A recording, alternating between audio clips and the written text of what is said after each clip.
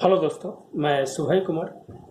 दोस्तों, BPSC current affairs Bihar से related और जो अपना नेशनल और इंटरनेशनल रिलेशंस है, जो बहुत इंपॉर्टेंट होता है बिहार करंट अफेयर्स में 35 क्वेश्चन से 40 क्वेश्चन अगर बिहार को ऐड कर लिया जाए तो 40 से 42 क्वेश्चन, जो आपका 1/3 के आसपास है जो माना जाता है। दोस्तों, करंट अफेयर्स पढ़ने का तरीका भी एक अलग होता है, जिसमें आप फिर बहुत सारे मैगजीन से पढ़ते हैं। तो उसमें क्या होता है कि आप वन लाइनर टाइप के पढ़ते हैं या थोड़ा डीपली पढ़ते हैं। मेरा क्या मानना है दोस्तों कि हर जगह से कलेक्ट करते हैं, पेपर से, मैगजीन से, और उसको है जो ऐड करने का प्रयास करते हैं ताकि जो आपका क्वेश्चन है जो नहीं छूटे। दोस्तों, video current affairs and Bihar specials के लिए डाला जा रहा है। आप डेली वीडियो को देखिए और इसको लिखिए तो ज़्यादा फायदा होगा। चलिए दोस्तों, अगर वीडियो अच्छा लगता है तो लोगों के बीच ज़रूर शेयर करें ताकि है जो जिनको इस वीडियो का फ़ायदा है जो मिल सके और है जो एग्ज़ाम में है जो निश्चित रूप से सफलता प्राप्त कर सके। चलिए दोस्तों, आज हम स्टार्ट करेंगे, वही अपना श्योर शॉर्ट क्वेश्चंस रहेगा जिससे क्वेश्चंस पूछे जाते हैं। 75वें स्वतंत्रता दिवस के बारे में है जो हम जानेंगे। बिहार और भारत मैंने जो दिल्ली में हुआ उसमें क्या इंपॉर्टेंस है जो बातें की गई है। देखिए, सबसे पहले दोस्तों की 75वें स्वतंत्रता दिवस है जो अमृत महोत्सव के रूप में मनाया जा रहा है। अमृत महोत्सव में 12 मार्च 2021 से 15 अगस्त 2023 तक 75 सप्ताह का यह है जो स्वतंत्रता दिवस के रूप में है जो मनाया जाएगा। इसमें कुछ मुख्य बातें जो है जो बिहार से रिलेटेड जो हुई, बिहार में की 15वीं बार है जो झंडा तोलन है जो मुख्यमंत्री के द्वारा है जो किया गया, और ये डॉक्टर श्री कृष्ण सिंह के 14वां झंडा तोलन का है जो उन्होंने रिकॉर्ड तोड़ा है। तो ये एक महत्वपूर्ण बातें थी। जो क्वेश्चन है जो बिहार इस तरह से है जो फैक्चुअल क्वेश्चन है जो पूछता है, और इस पे सबसे इम्पॉर्टेंट बात होती है कि वहाँ पर कन्फ्यूजन्स का दौर है जो ज़्यादा हो जाता है। इसीलिए आप याद रखिए 15 बार है जो इन्होंने है जो अपने पद पर रहते हुए है जो इन्होंने झंडा तोलन किया, और डॉक्टर श्री कृष्ण सिंह का है जो उन्होंने है जो रिकॉर्ड तोड़ा। आप जानते हैं दोस्तों कि डॉक्टर श्री कृष्ण सिंह जो बिहार के प्रथम मुख्यमंत्री है जो रहे हैं, और उनका कार्यकाल है जो लंबा कार्यकाल रहा है। 5400 कुछ दिन का उनका कार्यकाल था। उनका है जो रिकॉर्ड भी है जो मुख्यमंत्री के द्वारा है जो तोड़ा गया है। दूसरा दोस्तों कि बिहार शिक्षा परियोजना की है जो ये जो झांकी है जो इस बार है जो टॉप में रही है, और उसका जो थीम था पढ़ेगा बेटी और बढ़ेगा बिहार। ये है जो दोस्तों बिहार शिक्षा परियोजना की थी, ये झांकी को फर्स्ट मिला है। और दूसरा है जो झांकी है जो दोस्तों पर्यावरण से रिलेटेड था, उसको सेकंड जन जीवन हरियाली को मिला है। आप बताइएगा दोस्तों कि जन जीवन हरियाली है जो कब है जो स्टार्ट है जो किया गया था बिहार में, कमेंट बॉक्स में जो जरूर है जो लिखकर है जो बताइएगा।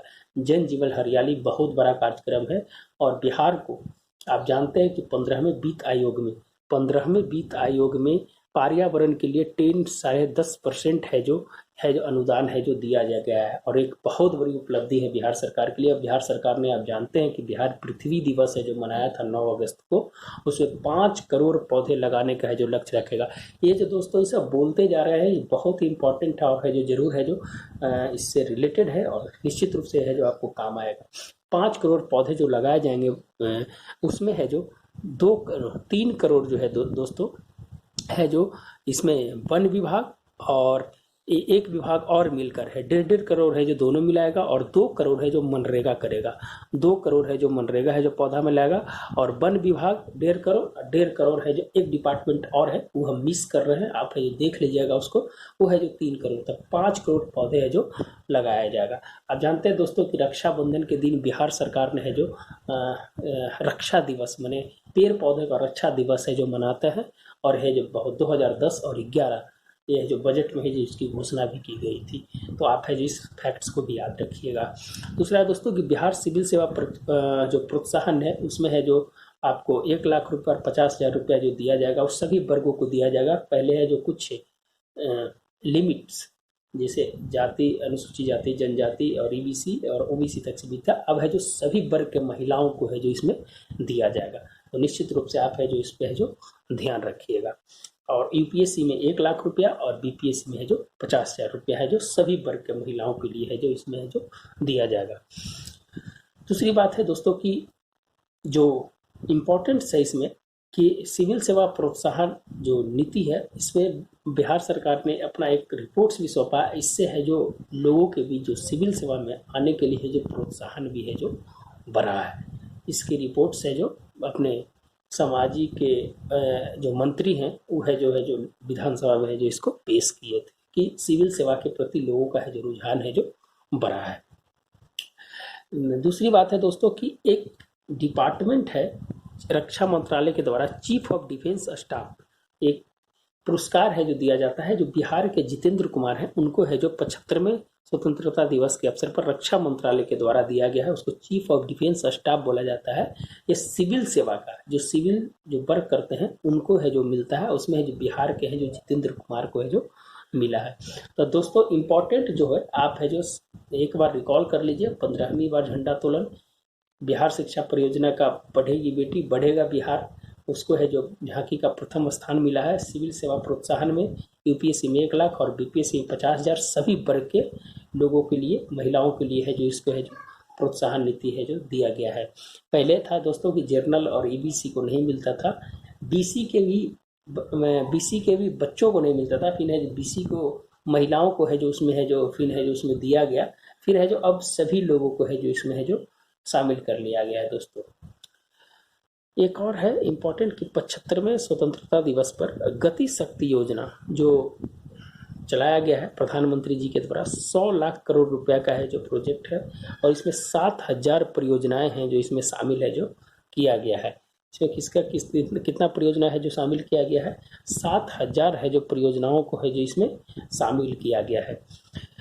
इस बार एक वर्ड को जोड़ा गया है दोस्तों कि सबका साथ, सबका विकास, सबका विश्वास, और एक वर्ड है सबका प्रयास है जो चौथा वर्ड है जो इसमें है जो इस बार है जो प्रधानमंत्री के द्वारा है जो बोला गया है। अमृत महोत्सव आप जान रहे हैं दोस्तों कि स्वतंत्रता पर्व के रूप में है जो मनाया जा रहा है और सभी डिपार्टमेंट है जो इसको मना रहा है। और इस बार जो प्रधानमंत्री जी का जो भाषण था 90 मिनट का भाषण था और 90 मिनट के भाषण में इन्होंने कुछ प्रमुख बातें जो बोली है, उसमें हाइड्रोजन मिशन की जो बात बोली है जो सबसे इम्पोर्टेंट है जो दोस्तों एनटीपीसी के माध्यम से अभी लेह लद्दाख में है जो इसको लगाने का प्रस्ताव है जो रखा गया है। फोर्टिफाइड चावल के बारे में कि 2024 तक जो भारत सरकार की जितने भी स्कीम जो चल रही है, जैसे मिड डे मील हो गया, पोषण है, उसमें जो भी चावल का जो प्रयोग किया जाता है उसमें 2024 तक फोर्टिफाइड चावल है जो इसमें यूज किया जाएगा ताकि कुपोषण मुक्त किया जाए, कुपोषण को भगाया जाए। 75 वंदे भारत ट्रेन को है जो चलाया जाएगा, विभिन्न स्टेशनों पर है जो चलेगा। दोस्तों सैनिक स्कूलों में महिलाओं को है जो देने की बात की है, उनकी है जो अब नामांकन है जो होगा और 100 सैनिक स्कूल है जो खोले जाएंगे। ये जो प्रधानमंत्री वित्त मंत्री जी के द्वारा बजट में ही है जो पिछले बार है जो कर दिया गया था। तो निश्चित रूप से दोस्तों है जो ये 75वें स्वतंत्रता दिवस जो है इस बार है जो बहुत मायने में इम्पोर्टेंट रहा है और ये सब कुछ प्रमुख बातें थी जो 75वें स्वतंत्रता दिवस से जो पूछे जाने वाले थे उसके बारे में है मैंने कोशिश किया। इधर बिहार को लिया, इधर है जो भारत को लिया है और यहाँ से एक क्वेश्चन तो मुझे लगता है कोई नहीं कोई क्वेश्चन है जो गति शक्ति योजना पूछ दे, कितना करोड़ का था, कितनी परियोजनाओं को शामिल किया गया है, उस सबको मैंने है जो एक साथ करने का है जो प्रयास किया है। दूसरा क्वेश्चन है दोस्तों कि पंचायत चुनाव है जो इस बार बहुत इंपॉर्टेंट है और पंचायत चुनाव से मुझे लगता है कि एक क्वेश्चन है जो होना चाहिए। सबसे पहला क्वेश्चन अगर पंचायत चुनाव के बारे में बात किया जाए दोस्तों तो 24 अगस्त 2021 को है जो अधिसूचना है जो जारी किया गया था इसका, ये 11 चरणों में पूरा होगा चुनाव होगा। 24 सितंबर से स्टार्ट होगा और 12 दिसंबर को खत्म होगा और इसी दिन आपका प्रीलिम्स है दोस्तों 67th बीपीएससी का। M2 EVM का प्रयोग किया जाएगा दोस्तों। इसमें पहले यह जो M3 EVM की बात चल रही थी, फिर है जो M2 EVM को किया गया है, लेकिन एक बार आप क्रॉस चेक और कर लीजिएगा कि पेपर में कभी मिस्टेक से M3 M2 लिखा जाता है, लेकिन हमने है जो वेबसाइट को छाना, इधर उधर मैंने देखा तो वहाँ M2 ही मिला। एक बार आप अपने से है जो इसको एक बार कर लीजिएगा ताकि हर आदमी सही नहीं हो सकता है दोस्तों। अपनी अगर कोई कहीं कन्फ्यूजन है तो लोगों को बताना चाहिए कि ये चीज़ है। आप एक बार चेक करके कमेंट बॉक्स में जरूर लिखिएगा कि M2 है या M3 सीरीज का है EVM है। EVM इलेक्ट्रॉनिक वोटिंग मशीन होता है दोस्तों, जो स्टैंड एलोन होता है। इसमें किसी प्रकार के है जो कोई डिवाइस, एक्सटर्नल डिवाइस को है जो प्रयोग नहीं किया जाता है और इसमें जो EVM का जो पहला प्रयोग जो है आप 1982 में किया गया था, लेकिन 1990 में सुप्रीम कोर्ट ने उसको खारिज कर दिया गया और 1998 से विधिवत रूप से कहा जाता है कि गोवा के विधानसभा के चुनाव में है जो सबसे पहले है जो EVM का प्रयोग है जो किया गया था 1998 में और 2004 में पूरे लोकसभा के चुनाव में है जो EVM का प्रयोग है जो किया गया था। इस बार बिहार का जो ईवीएम है जो दोस्तों कि उसमें ब्लैक जो यूज होगा, जो पेपर पे बैलेट पे ब्लैक होगा वो है जो पंचायत सदस्यों का होगा, जो वार्ड सदस्य जिसको कहते हैं। ग्रीन जो होगा मुखिया का होगा, ब्लू जो होगा पंचायत समिति का होगा, और रेड जो होगा जिला परिषद का होगा। दोस्तों हो सकता है कि कलर कोड भी पूछ दे, तो रेड जो होगा जिला परिषद का होगा, ब्लू हो जाएगा जो समिति का होगा, ग्रीन होगा जो मुखिया का होगा, और ब्लैक होगा जो पंचायत सदस्य का होगा। उसमें एक बैलेट में जो एक ईवीएम होगा उसमें 16 प्रत्याशी की नाम की सूची रहेगी, और मैक्सिमम 64 का हम उसमें प्रयोग कर सकते हैं, माने 4 ईवीएम का सीरीज करके 16 चौके 64। एक क्वेश्चन पूछ सकता है दोस्तों कि एक ईवीएम में मैक्सिमम कितने प्रत्याशी की नाम की सूची हो सकती है, तो 16, और मैक्सिमम कितना यूज कर सकते हैं, तो 64 यूज कर सकते हैं स्लॉट में। 64 के बाद सॉफ्टवेयर को है जो अपडेट करना पड़ता है दोस्तों, उसको अलग की एक सीरीज बनानी पड़ती है, तब है जो उसका है जो प्रयोग किया जाता है। दोस्तों एक बात और है कि इस बार जो राशि जो रखी गई है खर्च करने की, उसमें जिला परिषद का 1 लाख रुपया है, मुखिया का 40,000 रुपया है, पंचायत समिति का है जो 30,000 रुपया है, और बाकी लोगों का है जो 20,000 रुपया है, जिसमें वार्ड सदस्य पंच हो गया, सरपंच हो गया, उसको 20,000। और इस बार जो दोस्तों पंच और सरपंच का जो है वह बैलेट से है जो इस बार है जो चुनाव होगा। तो 2 पद पंच और सरपंच का बैलेट से और बाकी का ईवीएम से। यह जो दोस्तों कलेक्शंस किया हुआ है सब जगह का, तो आप निश्चित रूप से उसको है जो आपको फायदा मिलेगा।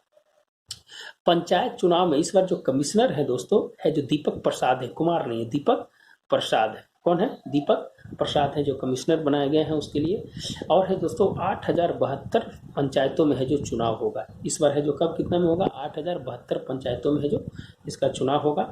भाग 11 में है दोस्तों त्रिस्तरीय व्यवस्था है, 73 में संविधान संशोधन 1992, और 29 विषय है जो दोस्तों है जो इसमें शामिल किया जाता है। बलवंत मेहता राय समिति के है जो ये है जो त्रिस्तरीय हुआ था। सबसे पहले राजस्थान के नागौर में है जो इसको स्टार्ट किया गया था, दूसरा फिर आंध्र प्रदेश में जो चालू किया गया था। तो ये है जो पंचायत चुनाव से रिलेटेड है जो बातें थी दोस्तों, और बाकी कुछ होगा तो आप इसमें ऐड कर लीजिएगा। 243 के में है जो निर्वाचन नियमावली का संचालन करना राज्य निर्वाचन आयोग का काम होता है। क्या कि जो पंचायत का जो चुनाव करवाती है दोस्तों राज्य निर्वाचन आयोग करवाती है। तो इससे रिलेटेड है जो दोस्तों ये सब है क्वेश्चन है। कुछ इंडेक्स हैं दोस्तों जहां से क्वेश्चन है जो आपको पूछे जाएंगे। इसमें सतत विकास लक्ष्य SDG index, sustainable development goal 2020-21 में है जो क्या स्थिति रही है बिहार की, उसमें देखेंगे।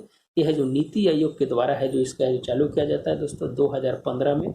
नीति आयोग 1 जनवरी 2015 को नीति आयोग का स्थापना हुआ था। इसके अभी CEO जो हैं जो अध्यक्ष तो प्रधानमंत्री होते हैं, और जो उपाध्यक्ष हैं जो अमिताभ कांत हैं, जो राजीव कुमार है दोस्तों, राजीव कुमार है जो इनके है जो उपाध्यक्ष हैं, और CEO है जो अभिकांत सिंह। तो है जो दोस्तों इस तरह से है जो आप इसको नीति आयोग से रिलेटेड भी है जो आप है जो देख सकते हैं। 17 गोल के आधार पर है जो इसका निर्धारण किया जाता है। जो SDG इंडेक्स है उसमें दोस्तों जो फर्स्ट स्थान पे है जो केरला है 75 अंकों के साथ, और लास्ट स्थान पे है जो बिहार है 52 अंकों के साथ। ओवरऑल में है जो चंडीगढ़ है जो 79 स्थान के आधार पर है जो सबसे फर्स्ट है। अगर पूछा जाए दोस्तों राज्यों में, तो आपको केरला है जो मार देना है, और अंतिम है जो बिहार है जो 52 स्थान पे है। यह है दोस्तों है जो निश्चित रूप से क्वेश्चन इंपॉर्टेंट हो सकता है, आप है जो इसको देख सकते हैं। दूसरा है दोस्तों कि इंडिया जस्टिस रिपोर्ट, ये टाटा के द्वारा है जो इसका है जो सर्वेक्षण किया गया है कि देश में पुलिस महिला कर्मियों की संख्या किस राज्य में अधिक है, उसको इंडिया जस्टिस रिपोर्ट है जो कहा गया है, टाटा के द्वारा है जो इसको लिया गया है दोस्तों।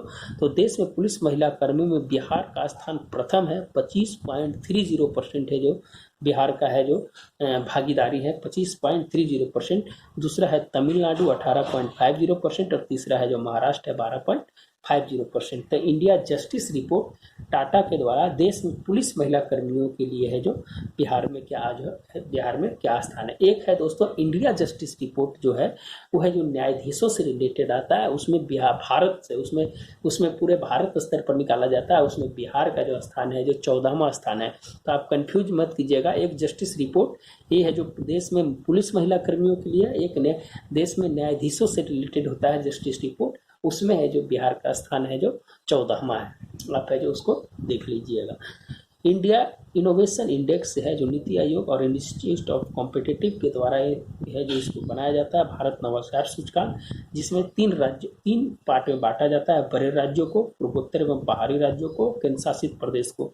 तो बड़े राज्यों में दोस्तों कौन है, जो कर्नाटक है, फिर पूर्वोत्तर राज्य में हिमाचल प्रदेश है और केंद्र शासित में दिल्ली है। दोस्तों मैं थोड़ा धीरे, थोड़ा सा हल्का सा तेज इसलिए बोलता हूँ कि दिमाग में आपका डायरेक्ट है जो हिट करे, और है जो 1-2 बार है जो वीडियो शॉर्ट होगा तो आप जल्दी है जो इसको सीखिएगा। तो बड़े राज्यों में कर्नाटक इनोवेशन में 42.5% के साथ, पूर्वोत्तर में बाहरी राज्य में है जो हिमाचल प्रदेश है और केंद्र शासित में दिल्ली है 46.6% के साथ, और अंतिम स्थान पे है जो आपका बिहार है 14.48 है। तो है जो दोस्तों ये है जो इनोवेशन इंडेक्स में ये है जो 3 पार्ट में बांटा गया है, बड़े राज्यों, पूर्वोत्तर राज्य और केंद्र शासित प्रदेश में। उसमें फर्स्ट पे कर्नाटक और अंतिम पे बिहार है।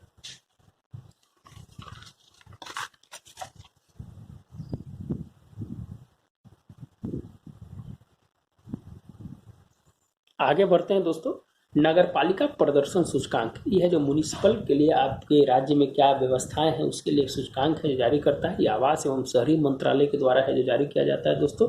इसमें 10 लाख राज्यों में 10 लाख की आबादियों पर है जो निकाला जाता है। 10 लाख माने 10 मिलियन से ऊपर वाले राज्य और 10 मिलियन से कम वाले राज्य, उसमें है जो दोस्तों सबसे जो है 10 मिलियन से ऊपर वाले में फर्स्ट स्थान पर इंदौर को, सेकंड पे सूरत को और थर्ड पे भोपाल को।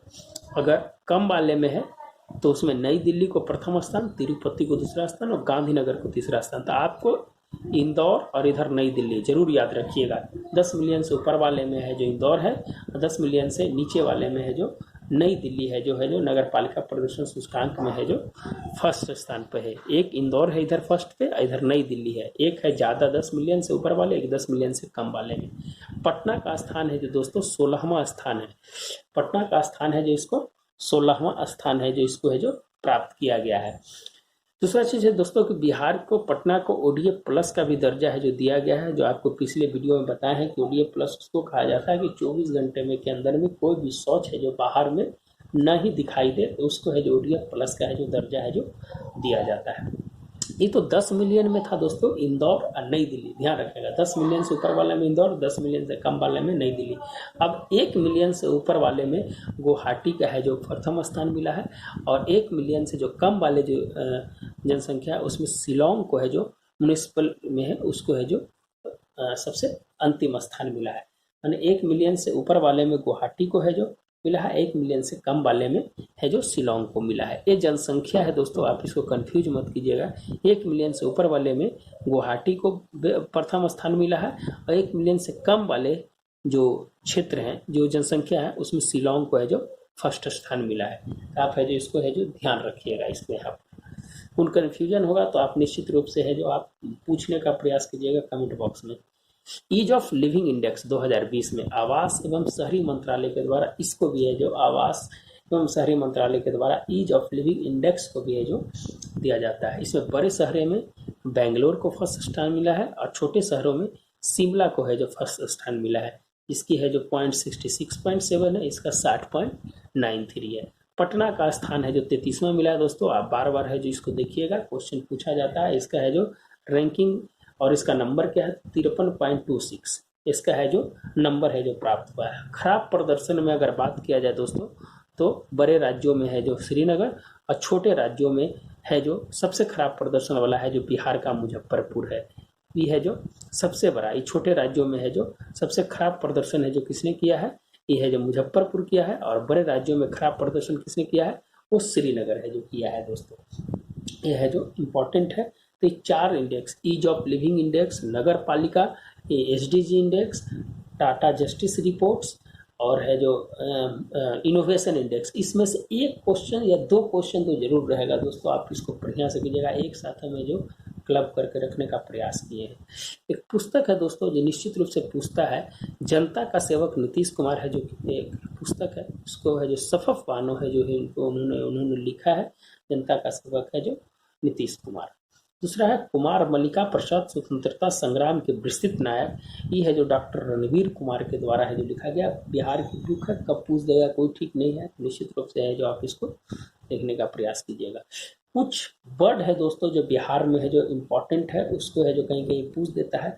तो सुखेत मॉडल, ये मन की बात है प्रधानमंत्री जी के द्वारा दिया गया था। और ये है जो सबौर है बिहार कृषि विश्वविद्यालय है, उसमें क्या करते हैं कि अवशिष्ट पदार्थों को ले लेते हैं और उसके जगह उनको पैसा देते हैं ताकि स्वच्छता बना रहे और लोगों को है जो इसके लिए और प्रेरित किया जाए। तो मन की बात में है जो सुखेत मॉडल की चर्चा है जो की गई थी दोस्तों। इस बार है जो सबौर के अंतर्गत में 3 महाविद्यालय को है जो खोला जा रहा है।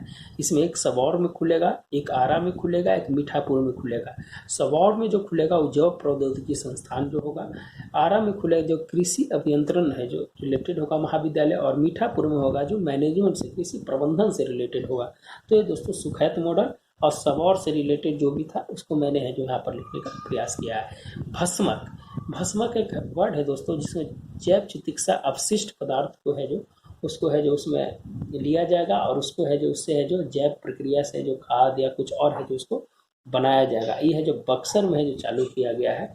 ये है विजय राघवन जी के द्वारा, जो प्रधानमंत्री के जो सलाहकार हैं जो है उनके द्वारा है जो बक्सर में है जो स्टार्ट किया गया है भस्मक को। मैकडोवल्ड गोलंबर पार्क, ये है जो पर्यावरण के द्वारा है जो इसका जो बिहार सरकार के पर्यावरण विभाग के द्वारा है जो चलाया गया है। और पटना में एक पार्क को है जो ये भी है जो वन से रिलेटेड है, पर्यावरण को स्वच्छ करने के लिए। और ये जो 72वां पार्क है दोस्तों, ये पटना का 72वां पार्क है। बर्ड रिंगिंग स्टेशन में बिहार का स्थान कितना है दोस्तों, ये क्वेश्चन पूछा गया। ये 4था स्थान है और भागलपुर के सुंदरबन के इलाके में है जो बर्ड रिंगिंग स्टेशन है जो खोला गया है बिहार का। इससे पहले 3 राज्य और हैं, एक है जो तमिलनाडु है, दूसरा राजस्थान है, तीसरा उड़ीसा है और चौथा है जो बिहार है। हिलटॉप बुद्धिस्ट मॉनेस्ट्री कहाँ है जो खोला गया है, यह है जो राजगीर में खोला गया है पर्यटकों को लुभाने के लिए। ये जो निश्चित रूप से बिहार सरकार है जो बहुत अच्छा काम करे। कुछ वर्ड है दोस्तों कहीं कहीं पूछ देता है जिसके बारे में है जो हम आपसे चर्चा कर रहे हैं। Hit Covid app, hit Covid app quarantine मरीज पर नजर रखने के लिए हिट कोविड ऐप का है जो बिहार सरकार के द्वारा है जो चलाया गया है। संजीवनी ऐप, ये है जो एक संजीवनी ऐप है जो भारत सरकार का है दोस्तों। एक संजीवन ऐप है जो बिहार सरकार का है जो कोविड के सभी स्तर की जानकारी और परामर्श देता है और है जो बताता है कि क्या करना है नहीं करना है। इंद्रब्रज ऐप है जो दोस्तों, ये है जो जिसे बिहार में है जो बादल बहुत फटता है, बादल गरजता है जिसे ठनका कहते हैं आप लोग, तो उससे गिरने से मौत हो जाती है। तो इंद्रब्रज ऐप पे है जो पता चल जाएगा 20 किलोमीटर तक की मौसम की स्थिति क्या है। तो इंद्रब्रज ऐप है जो बहुत ही इम्पोर्टेंट है। तरकारी ऐप है दोस्तों, ये बहुत अच्छी है जो योजना है कि अपने यहाँ जो सब्जियों को है जो नए प्रकार से है जो बेचने के लिए है जो पायलट प्रोजेक्ट के तहत पटना में है जो इसका है जो तरकारी ऐप का है जो आयोजन किया गया है। और इसके है जो ये एक जैसे गाड़ी पर है जो लेकर और उसके उस तरह से है जो उसको बेचा जाता है। तो उसको तरकारी ऐप के माध्यम से आप उसको खरीद भी सकते हैं, बुला भी सकते हैं। ई चेक ऐप, ई चेक ऐप है जो दोस्तों ये है जो भूमि संबंधी से रिलेटेड है। ये है जो बिहार सरकार के द्वारा है जो भूमि का प्रबंधन के लिए और जो मैंने बहुत सारे जैसे स्वामित्व ऐप है जो राष्ट्रीय स्तर पर चला, उस तरह से ई चेक ऐप जो आईआईटी के द्वारा है जो बनाया जा रहा है। आईआईटी के साथ है जो बिहार सरकार कोलैबोरेशन कर रही है और भूमि संबंधी है जो ऐप है। 22 मार्च 2021 को बिहार दिवस का थीम था दोस्तों जन जीवन हरियाली। एक क्वेश्चन और आ गया कि दोस्तों जन जीवन हरियाली के बारे में आपको बताना है कि कब से स्टार्ट किया गया था। तो दोस्तों यहाँ से निश्चित रूप से एक क्वेश्चन है जो बनना ही बनना है, जिस तरह से है जो निश्चित रूप से इसका है जो प्रयास किया गया है। वाल्मीकि टाइगर रिजर्व, आप जानते हैं दोस्तों बिहार का एकमात्र है जो टाइगर रिजर्व है और यह जो 898.45 किलोमीटर वर्ग स्क्वायर में ये जो वाल्मीकि टाइगर रिजर्व है, ये है जो बिहार का एकमात्र टाइगर रिजर्व है। इसको दोस्तों कुछ अवार्ड्स मिले हैं। बाघ सुरक्षा में 5वां अवार्ड मिला है और कैट्स कंजर्वेशन एसोर टाइगर स्टैंडर्ड में इसको 14वां अवार्ड मिला है। टोटल अभी दोस्तों 53 बाघ रिजर्व हैं भारत में। एक रिजर्व अभी हाल फिलहाल में बढ़ा है, पहले 52 थे अब 53 हो गया है। तो कैट्स जो होता है दोस्तों कंजर्वेशन एसोर टाइगर स्टैंडर्ड है जो भारत सरकार देती है, उसमें 14वां स्थान है जो इसको मिला है। और ये है जो दोस्तों मोहम्मद आरिफ हैं, उनको है जो वहाँ पर इनके संरक्षण में है जो ये सब चीज़ होता है, इसलिए ये अवार्ड है जो इनके देख रेख में हुआ है, इसलिए इनको है जो प्राप्त हुआ है। दोस्तों कुछ बाघ परियोजना से रिलेटेड है कि बाघ परियोजना अप्रैल 1973 में स्टार्ट किया गया था। बाघ दिवस 29 जुलाई को मनाया जाता है और इस साल का थीम था there survival in our hand. ये है जो थीम था दोस्तों। ये IUCN के सेकंड श्रेणी में है जो इसको रखा गया है दोस्तों। वाल्मीकि टाइगर रिजर्व की स्थापना 1978 में हुई थी और इसको 1994 में प्रोजेक्ट टाइगर में है जो वाल्मीकि टाइगर रिजर्व को है जो लिया गया था। तो दोस्तों वाल्मीकि टाइगर रिजर्व से लेकर जो भी क्वेश्चन बनते थे उसको जो मैंने डालने का है जो प्रयास किया है। दूसरी चीज़ है कि अगर आप निश्चित रूप से इसको अगर देखते हैं इस वीडियो को तो आप है जो Bihar current affairs and Bihar से रिलेटेड जो भी है निश्चित रूप से है जो आपको सफलता मिलेगी। तो दोस्तों आपको कुछ क्वेश्चंस है कि बाघ परियोजना है तो आप प्रोजेक्ट एलिफेंट बताइएगा, प्रोजेक्ट राइनो बताइएगा कब कब चालू किया गया है, तो तब है जो आगे हम है जो नया है जो इससे रिलेटेड है जो लेकर आएंगे दोस्तों। अगर आप कुछ प्रॉब्लम होगा, अगर कहीं कुछ गलत मैंने बोला होगा तो आप निश्चित रूप से उसको सही कर लीजिएगा। इंसान से ही गलती होती है, हम भी है जो सब जगह से लिख कर ही लाते हैं और कोशिश करते हैं कि एक साथ करके आप तक जाया जाए, और यही मेरी कोशिश है।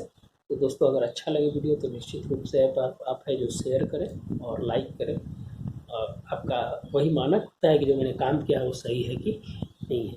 तो मिलते हैं दोस्तों नए वीडियो के साथ। धन्यवाद।